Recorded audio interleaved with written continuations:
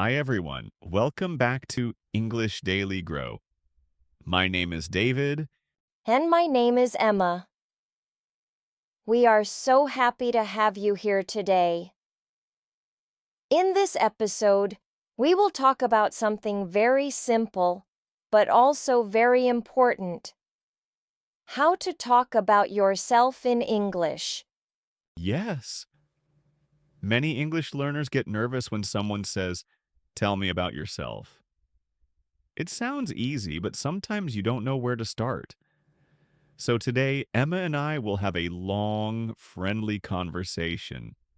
We'll show you how to introduce yourself, share your hobbies, your daily routine, your dreams, and even funny stories. Exactly. You can listen, repeat, and shadow with us. And by the end, you'll feel more confident speaking about yourself. Okay, Emma, let's start. Tell me about yourself. Sure. My name is Emma. I'm 25 years old. I live in London, in the UK. I'm an English teacher, and I love helping students learn English in fun and simple ways. In my free time, I enjoy reading novels, cooking new recipes, and going for long walks in the park. And you, David?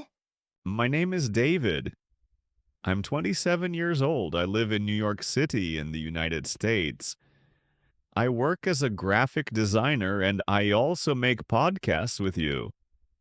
In my free time, I play the guitar, watch movies, and sometimes I travel to new places. That's great. See, everyone, that's a very simple structure. Name, age, where you live, what you do, and some hobbies. Emma, can you tell us a little bit about your family? Of course. I have a small family. My parents live in the countryside. I also have one younger brother. He's still a student at university. We are very close, and we often call each other on the phone. What about your family, David? My family is a bit bigger. I have two sisters and one brother. My parents live in Florida, but my sisters live near me in New York. Every Sunday, we try to meet and have lunch together. That sounds lovely. Talking about family is always a good way to connect with people. Now let's talk about daily routines.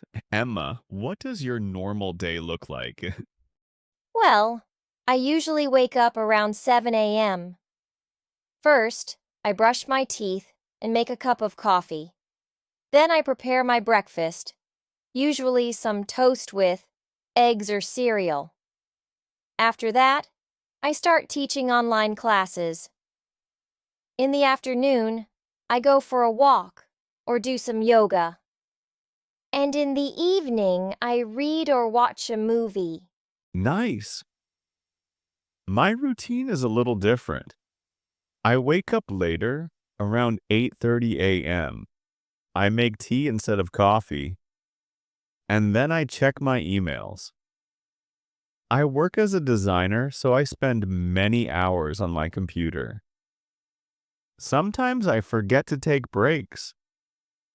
At night, I relax by playing guitar or watching basketball. That's interesting.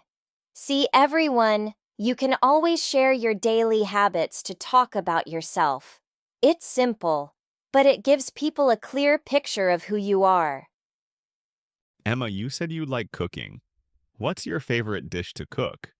Oh, that's a hard question. I really enjoy cooking pasta with fresh vegetables. It's quick, healthy, and delicious. Sometimes I also bake cakes, but I'm not perfect at it yet. That sounds amazing. I'd like to try your pasta one day. As for me, my favorite hobby is music. I love playing guitar and sometimes I even write my own songs. It helps me relax and express my feelings. Wow, that's so creative. Hobbies are great to share when you introduce yourself because they show your personality. Let's move to dreams and goals. Emma, what's one dream you have for the future? Well, one of my biggest dreams is to travel around the world.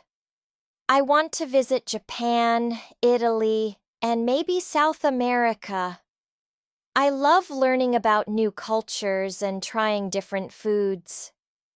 What about you, David? My dream is to start my own design studio one day. I want to create a small team of creative people and make art that inspires others. And of course, I also dream of traveling, like especially to Europe. That's wonderful. Everyone has dreams, and talking about them makes conversations more interesting. Okay, Emma, let's make it fun. Do you have a funny story from your life? Oh, yes. One time I went to the supermarket very early in the morning. I was so sleepy that I wore two different shoes without noticing. When I arrived, people were looking at me strangely. Then I looked down and realized one shoe was black, the other was white. I laughed so much that day. That's a good one. For me, my funny story is when I was learning to cook. I tried to make pizza, but I forgot to put yeast in the dough. So the pizza was completely flat, like a rock. My friends still laugh about it today. See, sharing stories makes your introduction memorable. Emma, let's talk about work. Can you describe your job as an English teacher? Of course, I teach online classes to students from all around the world. I prepare lessons, explain grammar, and help students practice speaking. It can be challenging, but it's very rewarding. That's great. For me, working as a designer means I use creativity every day. I design posters, websites, and logos. Sometimes clients are difficult, but I always learn something new. Work is a big part of our lives, so it's important to know how to describe it in English. Emma, how would you describe your personality? Hmm. I think I'm friendly, patient, and curious. I like learning new things and meeting people. What about you, David? I think I'm creative, easygoing, and maybe a little bit shy at first. But when I get comfortable, I talk a lot. That's true. Describing your personality is another useful way to talk about yourself. Emma, let's talk about something more personal and maybe a little deep. Life is full of problems, right? Big or small, everyone has to face them. How do you usually deal with problems in your life? That's a really good question, David. For me, when I face a problem, the first thing I try to do is stay calm. I take a deep breath and remind myself that every problem has a solution. Sometimes the solution is simple, and sometimes it takes time. But if I panic, I only make things worse. Another thing I do is listen to my intuition, that small voice inside me that tells me what feels right. For example, if I have two choices and one of them makes me feel uncomfortable, I usually don't choose it. Intuition is not magic, but it's like our brain giving us advice from our past experiences. And finally, I try to ask myself, what can I control in this situation, and what can't I control? If I can change something, I act. If I can't, I let it go. That's how I try to keep balance when I face problems. That's really wise, Emma. I think staying calm is the most difficult part for many people. For me, when I face a problem, I first try to write it down. I take a notebook and I write the problem on paper. When I see the problem written, it feels smaller, not so heavy in my head. Then I write possible solutions, even crazy ones. Sometimes writing helps me to see new ideas I didn't think about before. About intuition, yes, I agree. I believe intuition is like a quiet friend who knows you very well. Many times in my life, when I ignored my intuition, I made mistakes. But when I listened to it, even if it was difficult, the result was better. For example, I once had a job offer that looked perfect on paper, but my intuition told me, don't take it. I didn't accept it. Later, I discovered that company had many problems. That experience made me trust my inner voice more. And finally, I try to remind myself that problems are part of life. Every challenge teaches me something. Sometimes the lesson is patience, sometimes creativity, sometimes courage. Without problems, maybe life would be too easy and we wouldn't grow. That's true, David. I also believe that problems shape our character. When I look back at my life, the moments when I struggled the most are the moments when I became stronger. At the time, I didn't enjoy it, but later I felt grateful. Exactly. Problems can hurt, but they also push us forward. And intuition is like our inner guide to face those problems in the best way possible. David, sometimes people say, I feel bored. My life is the same every day. I think this is very common today. Many people wake up, go to school or work, come back home, check their phone, and repeat the same cycle. After some time, life feels heavy, without excitement. But I believe boredom is not only something negative, it can also be a signal. When you feel bored, maybe your body and your mind are telling you, it's time to change something. It's time to grow. For me, self-improvement is the answer. I always ask myself, what new thing can I learn this month? What new habit can I try? Even something small, like reading 10 pages of a book each day or trying a new sport, can bring back energy. Because when you grow, you feel alive. That's powerful, Emma. Yes, boredom is like a message. Instead of seeing it as a problem, we can see it as an invitation to discover something new about ourselves. When I feel bored, I try to renew my energy in three ways. First, I change my environment. If I always sit in the same room, I go outside, walk in the park, or sit in a cafe.